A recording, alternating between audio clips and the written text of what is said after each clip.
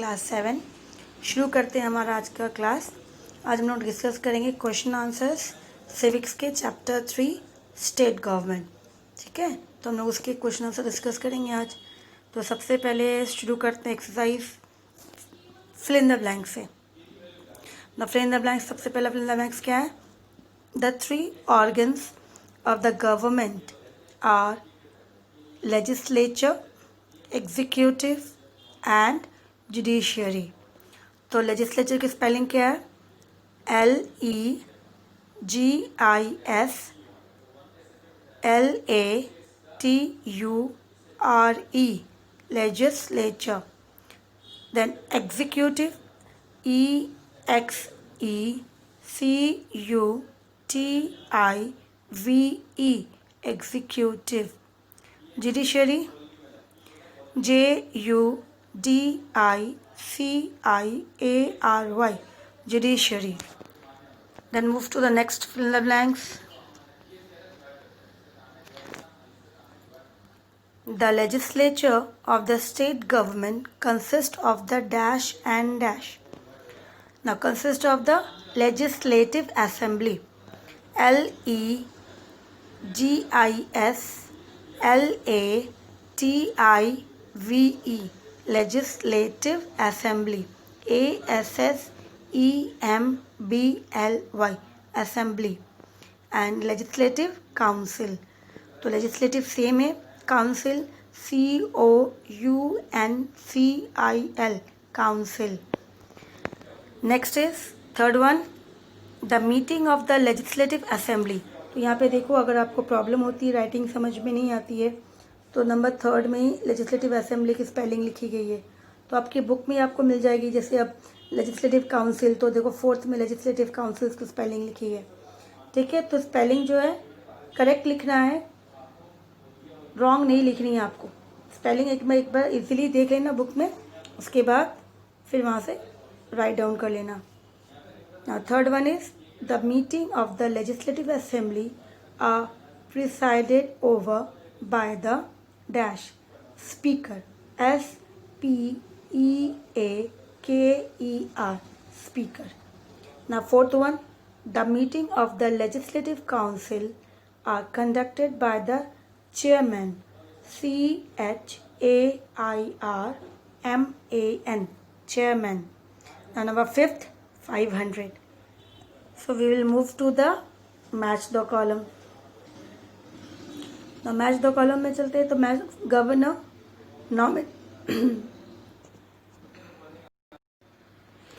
governor, answer is nominal head of the state। chief minister, answer is head of the councils of minister।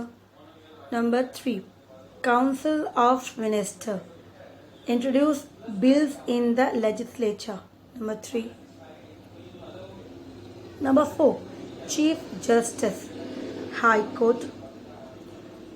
nominations by the governor, member of the legislative council। ये 5th हो गया। तो इसी तरह से match the column आपकी correct कर लेना है। फिर ट्रू फॉल्स में चलते हैं। ट्रू फॉल्स में सबसे पहले, the governor act as the chief architect of policies of the state government, false। number 1 is false, क्योंकि चीफ आर्किटेक्ट कौन है? चीफ आर्किटेक्ट होता है चीफ मिनिस्टर स्टेट के अंदर। the legislative assembly is the permanent house of the legislative assembly is the permanent house of the state legislature। यहाँ पे mistake हो गया बेटा, ये फॉल्स होगा। ठीक है, ये फॉल्स होना था, ट्रू कर दिया गया, तो ये आंसर है इसका फॉल्स होगा। So number 2 is false. Clear? तो नंबर 2 में आप फॉल्स लिखेंगे। इसको अभी ये मिट जाएगी, वापस देखो कि मिट जाएगी, तो इससे आप यहाँ पे ट्रू दिखेगा, तो आपको ट्रू नहीं करना। एक्चुअली ये फॉल्स होना था, ये गलती से मैं उसको एफ करना भूल गई, तो ये फॉल्स होगा। ठीक है, तो इसे आपको फॉल्स लिखना है, क्योंकि यहाँ पर जो है परमानेंट हाउस नहीं होता ये असेंबली, स्टेट के अंदर लेजिस्लेटिव असेंबली परमानेंट नहीं होता, ये कभी भी डिसॉल्व हो सकता है 5 ईयर्स के अंदर, इसके लिए परमानेंट नहीं होता। परमानेंट हाउस होता है, काउंसिल होता तो ये परमानेंट हो जाता, एक्चुअली ये असेंबली है, ठीक है। तो नंबर 2 की जो ट्रू फॉल्स जो है वो नंबर 2 का फॉल्स होगा। फिर number 3, the high court are responsible for monitoring the functioning of the lower court in the state. तो the high court are responsible for monitoring the functioning of the lower court of the state। तो यहाँ पे lower court के अलावा भी बाद में और डिस्ट्रिक्ट कोर्ट्स होते तो ट्रू होना चाहिए था, ये वाला भी गलत हो गया है, ये ट्रू होगा, ठीक है। तो नंबर 3 भी गलत है, ये यहाँ पर ये ट्रू होना है, ठीक है। नंबर 3 भी क्या होगा, ट्रू होगा। Number 4, the chief ministers and councils of minister remain in office as long as they enjoy the faith of the legislature और 5 years, ये ट्रू है, ये करेक्ट है, ठीक है। नंबर 5, वो कब तक चीफ मिनिस्टर रहेंगे और काउंसिल ऑफ मिनिस्टर, जब तक वो असेंबली में एंजॉय करेंगे लोगों का भरोसा, असेंबली जो मेंबर्स है, या फिर 5 ईयर्स तक ही रहते हैं, तो ये करेक्ट है, ये ट्रू है, ठीक है। फिर next is the governor is authorise to reduce the punishment of the people imprison under the state law, ये भी ट्रू है। तो यहाँ पे जो आपको करेक्शन करनी थी जिसमें लिखी थी पेंसिल से, मैंने उसके ऊपर वापस ओवर राइटिंग करके बता रही हूँ रेड पेन से। तो नंबर 2 में क्या होगा, फॉल्स, और नंबर 3 में ट्रू होगा, ठीक है। ये रिवर्स होगा, तो ये अभी ये मिट जाएगी, देखना आप। तो लेकिन आप उससे पहले इसे अपने नोटबुक में जो है पेंसिल से कर लेना और सही लिखना, number 2 is false and number 3 is true, ठीक है। Now next we will move to the question answers. Now what is the legislative assembly and what is the legislative council. तो ये वेरी शॉर्ट में बहुत इजी है, तो move करते हैं, पीछे चलते हैं, पेज टर्न करते हैं, पेज टर्न करेंगे। नाउ कीवर्ड में जाओगे, सबसे पहले कीवर्ड में आएंगे, तो कीवर्ड में देखोगे लिखा है लेजिस्लेटिव असेंबली, नंबर 1 हो गया, D number 1, and legislative council upper house of the state legislature. तो ये नंबर 1 एंड नंबर 2 की टर्म्स में मिल गया आपको, तो ये वेरी शॉर्ट था, legislative assembly lower house of the state legislature, and number 2 is council upper house of the state legislature. Clear? Then we will move to the next question number 3।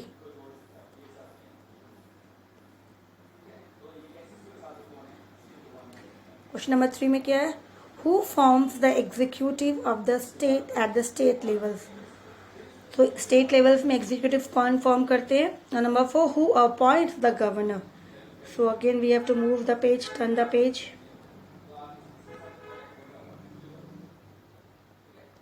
D number 3।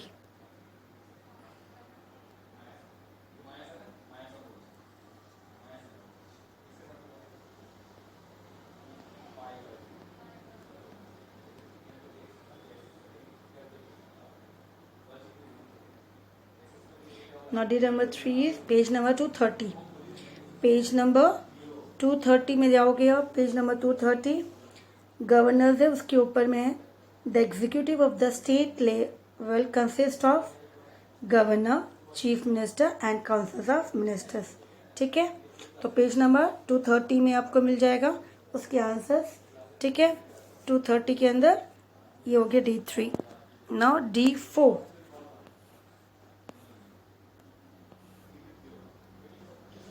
Now D4,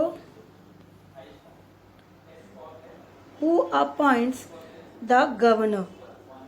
तो who appoints the governor, page number एक बार देख लेंगे बेटा, इसकी page number हो जाएगी next page के अंदर 231, 231, ठीक है। 230 पीछे था, तो 231 में हम आएंगे और 231 में एकदम फर्स्ट पैराग्राफ में जाओगे।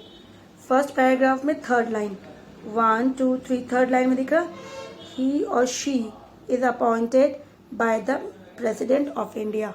तो ये वाला हो गया आपका आंसर डी नंबर 4। तो यहाँ से ही से इंडिया तक डी नंबर 4 है ये, ठीक है। तो ये नंबर D4। तो पेज नंबर याद रखना 231 का फर्स्ट पैराग्राफ, एकदम फर्स्ट पैराग्राफ में ये मिल जाएगा D नंबर 4, मेंशन कर देना D नंबर 4। ना D नंबर 5, D नंबर 5 में क्वेश्चंस क्या है एक बार पढ़ना है। D नंबर 5 में क्वेश्चंस क्या है?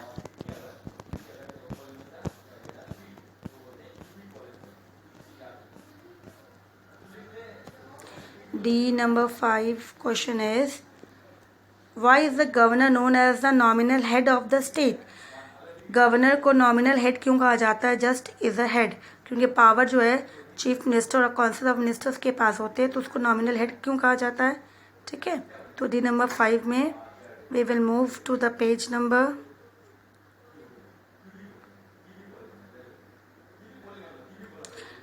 नंबर इज, शुरू करेंगे 230 से। ठीक है, तो page number is 230।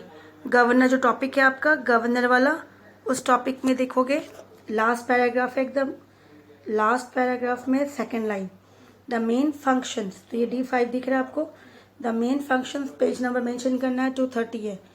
The main functions of the executive implementation of law. तो मेन फंक्शन क्या होता है एग्जीक्यूटिव का? Implementation of law is done by the chief minister.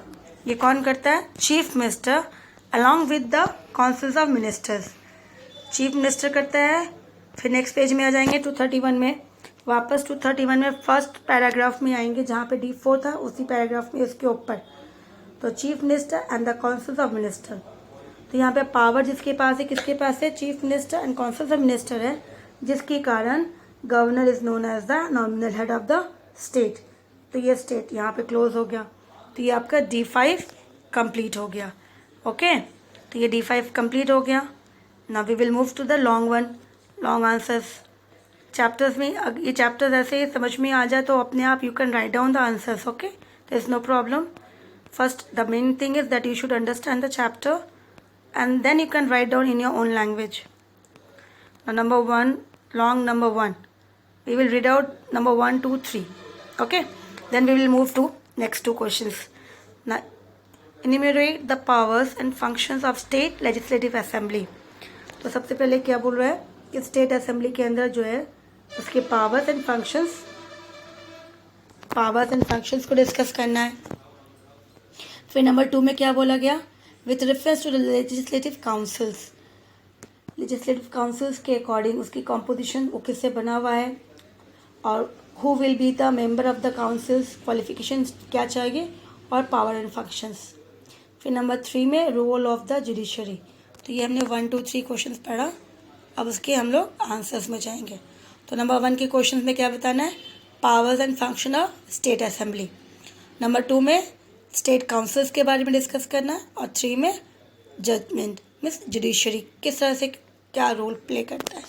तो नंबर E1, 2, 3, सो वैसे पीछे चलेंगे हम वापस। E number 1,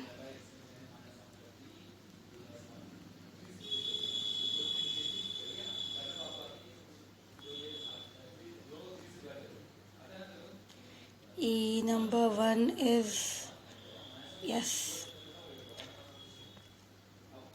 powers and functions. Okay, so we will see the page number first. 229 में हम आएंगे। ठीक है, 229 में आएंगे, पेज नंबर 229 में सेकेंड हाफ में जाएंगे। सेकेंड हाफ में पावर्स एंड फंक्शंस लिखी हुई हेडिंग, पावर्स एंड फंक्शंस वाले में जाएंगे और पावर्स एंड फंक्शन से शुरुआत करेंगे। तो यहाँ देखो E1 लिखा हुआ है। तो सबसे पहले the legislative assembly perform 3 types of functions, legislative that is law making, financials and monitoring. ये सब हेडिंग देने के बाद में सी इंट्रो दे दी, इंट्रोडक्शंस। फिर हम मूव करेंगे लेजिस्लेटिव में। तो से हेडिंग डालना इस तरह से ब्लैक में लिखना है आपको। ठीक है, लेजिस्लेटिव शुरू किया, उसके बाद द असेंबली से शुरू करेंगे, 3rd लाइन में इंडिया तक कंप्लीट करेंगे। ये हो गया। उसके बाद नेक्स्ट है फाइनेंशियल वाला, ये E1 ही चल रहा है। ठीक है ना, ये नंबर 1 ही चल रहा है। फिर नेक्स्ट फाइनेंशियल में जाएंगे, फाइनेंशियल में जाएंगे तो वापस फाइनेंशियल शुरू करेंगे और 3rd लाइन गवर्नमेंट के ऊपर, यहाँ बस इतना ही गवर्नमेंट तक। फिर वापस मॉनिटरिंग में जाएंगे, E नंबर 1 का ई नंबर 1 में लास्ट मॉनिटरिंग में जाएंगे तो ये मॉनिटरिंग थोड़ा लेंथी हो जाएगा। तो ये देखो नीचे से काउंट करो 1 2 3 4th लाइन, नीचे से 4th लाइन पॉलिसीज़, ये पॉलिसीज़ में ख़त्म हो जाता है ई नंबर 1। तो इसी तरह से ई नंबर 1 कंप्लीट हुआ। ठीक है, तो वापस एक बार देख लो फिर से। पावर्स एंड फंक्शंस में जाएंगे, पावर्स एंड फंक्शंस में जाएंगे तो लेजिस्लेटिव असेंबली के सबसे पहले इंट्रोडक्शन वाला हो गया 3 लाइन्स, फिर लेजिस्लेटिव में फर्स्ट लाइन से 3rd लाइन इंडिया, फिर फाइनेंस में भी फर्स्ट लाइन से 3rd line government, and monitoring के अंदर भी फर्स्ट लाइन से नीचे लाइन से 4th लाइन जाएंगे पॉलिसीज़ में, तो वो ई नंबर 1 कंप्लीट हो जाता है। फिर ई नंबर 2, ई नंबर 2 क्वेश्चंस था कि काउंसिल्स की कॉम्पोजिशंस क्या है। तो एक बार पेज नंबर देखेंगे, पेज नंबर पिछले में हमने कौन सा किया था 229, तो नेक्स्ट पेज आ जाएगा आपका पेज नंबर 230। तो पेज नंबर 230 में काउंसिल्स में जाएंगे, लेजिस्लेटिव काउंसिल्स। ठीक है, तो लेजिस्लेटिव काउंसिल सबसे पहले जाओ, लेजिस्लेटिव काउंसिल्स में 2nd लाइन में जाना। ठीक है ना, 2nd लाइन में it consist of the member, तो ये मेंबर से शुरू करेंगे, फिर काउंट करो 1 2 3 4 5th लाइन सेकेंडरी स्कूल, ये हो गया कॉम्पोजिशन वाला आंसर। ठीक है, पैरा में लिखेंगे तो ये फर्स्ट पैरा हो गया, ई नंबर 2 1 इन फर्स्ट पैरा, तो इस तरह से पैरा लिखेंगे। ठीक है ना, फिर उसकी क्वालिफिकेशन पैरा नंबर 2 करेंगे ये, तो ई नंबर 2 का पैरा नंबर 2 हो जाएगा। ठीक है, उसके क्वालिफिकेशंस यहाँ से ये पूरा आ जाएगा क्वालिफिकेशंस, ये हो जाएगा आपका ई नंबर 2 का para number 2 qualifications to be the member of the legislative councils. उसके बाद पावर्स एंड फंक्शंस पूछा गया था, तो पावर्स एंड फंक्शंस हेडिंग में जाओगे, पावर्स एंड फंक्शंस लिखा गया, तो ये पैराग्राफ पूरा आ जाएगा powers and functions of the councils. ठीक है, तो ये पैरा नंबर कितना हो जाएगा 3 हो जाएगा, पैरा नंबर 3 हो जाएगा। तो इसी तरह से ये पैरा नंबर 3 हो गया। ठीक है, ई नंबर 2 कंप्लीट। अब हम लोग मूव करेंगे ई नंबर 3 में, ई नंबर 3 वो क्वेश्चन था जुडिशरी को लेके। तो पेज नंबर आपके लास्ट पेज में जाओ, चैप्टर के लास्ट पेज में ये रहा, दैट इज़ पेज नंबर 232। ठीक है ना, तो ये हो गया ई नंबर 3। ई नंबर 3 3rd लाइन से इट्स हेयर, तो इट के बदले क्या लिखेंगे बेटा, यहाँ पे इट को नहीं लिखेंगे, it should be started with high court, तो उसके बदले क्या लिखेंगे हाई कोर्ट।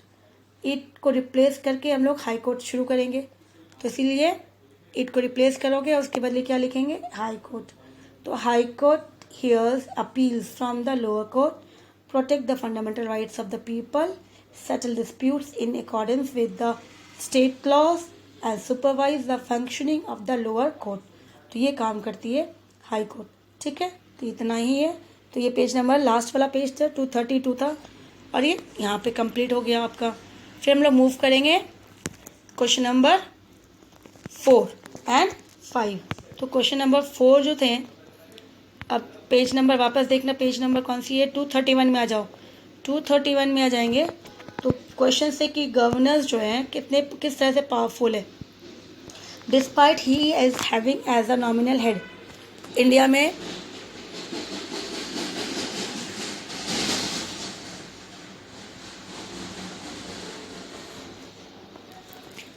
उसको नॉमिनल हेड के अंदर कहा जा रहा है, लेकिन फिर भी कुछ पावर्स उसे दिया गया है। ठीक है ना, तो क्या पावर दिया गया है, इस तरह से इसका आंसर हो जाएगा फंक्शंस।